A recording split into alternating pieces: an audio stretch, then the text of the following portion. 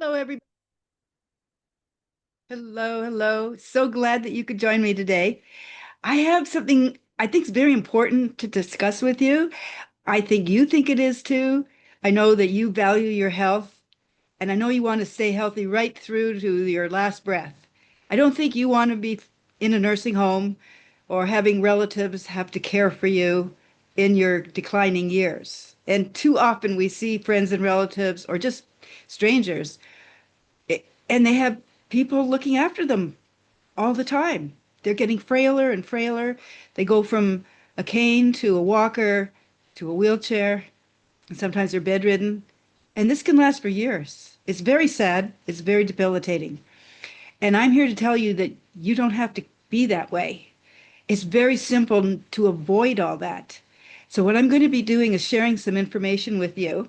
I would love to have your comments in the description below. Just leave me a comment as to what you thought about it, what questions I did not answer, what other types of videos you would like me to prepare for you and your friends. If you feel that somebody would benefit from this, please share it. Please give me a thumbs up if you listened and you thought it was worthwhile. And I will be putting links in the description for a free tracker. You'll learn more about it as we discuss.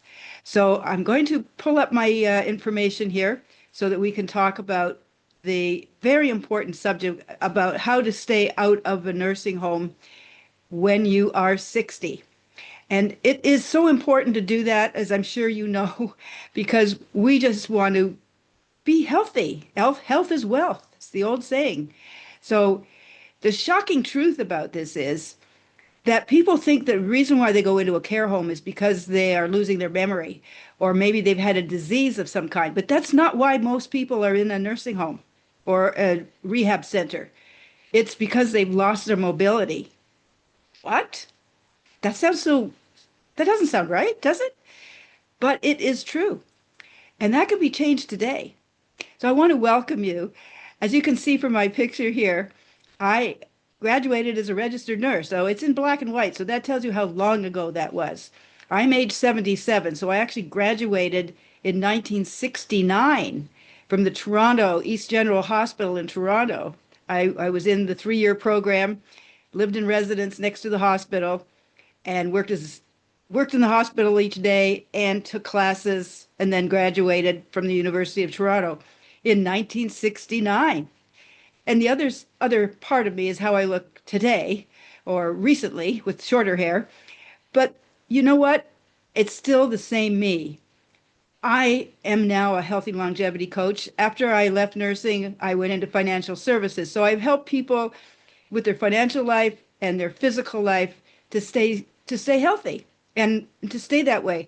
As I said, I'm 77. I feel like I'm 27. I probably act like I'm 7, but I want to stay healthy and independent for as long as I breathe.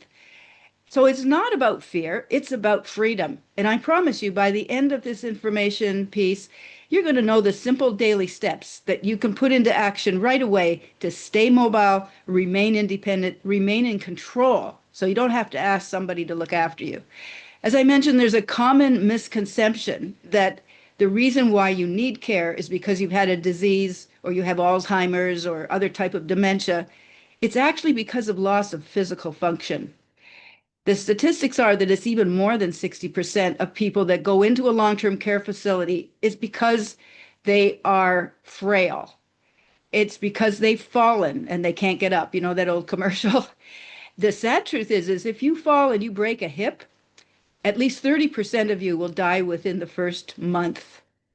30%. 50% will never walk properly again. They'll always be walking with a cane or a walker.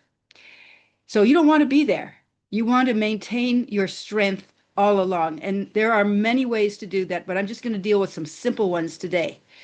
The early signs of having this lack of mobility are that you're struggling to get off the toilet. You can't stand up that way without something to bolster you off.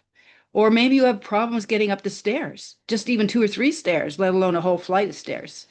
Or you can't reach things off your top shelf in your cabinet. You can't put your baggage into the overhead compartment in the airplane. So if you can just do a little bit every day to prevent that, it'll go a long way. There's four big movements that predict independence. Some people say, well, it's grip strength. Grip strength is an indicator of your overall physical fitness, but these are the four things that every doctor will check with you. First of all, can you get up off the chair by yourself without using hands? Just try it now. Stand up off your chair without using your hands. Seems pretty simple for most people when they're younger, but as they get older, you start seeing them struggling to get out of the chair. How about walking quickly? Pretend you're late for an appointment. You've got to get there. You're late. So you walk. That's not even briskly. You're walking. You've got to get there. Try that for 5 minutes. Can you do that confidently? And as I mentioned, can you reach something from the overhead compartment? Can you lift a bag up? Can you bring that jar of pickles? And as far as balance goes, now I ride a bicycle every day, and that requires balance. But a simpler way to test your balance is just stand on one leg for 10 seconds. And if you want to make it really challenging, do it with your eyes closed. Now, here are the simple exercises that you can do.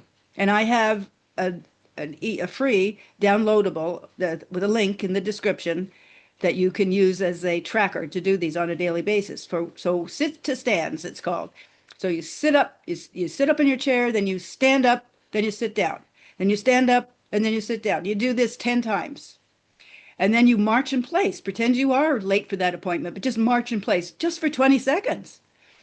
And then practice arm raises and add a little weight to it, either light weights, hand weights, or soup cans if you don't have any hand weights, and just lift them up over your head and down, and lift them up and down, and do 10 of those.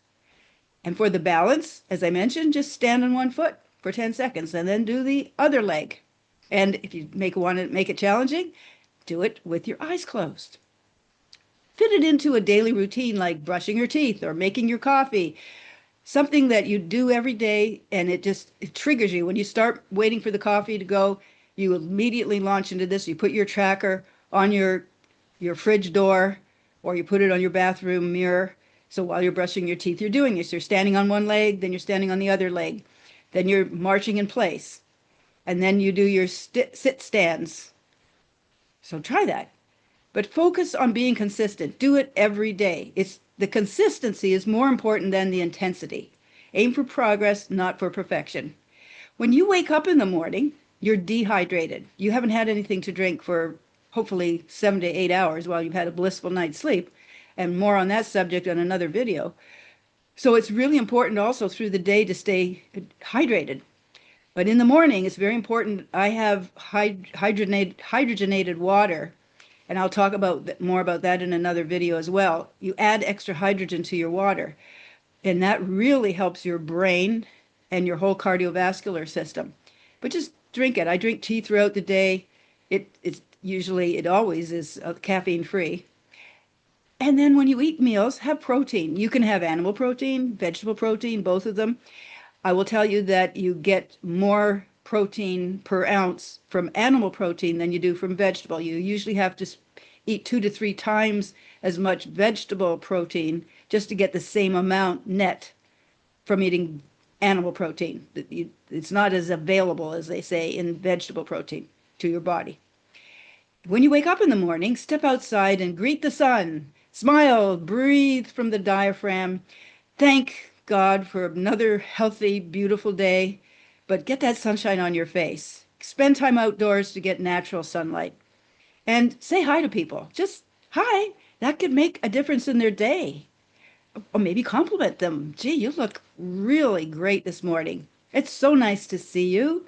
You've made my day saying hello to me.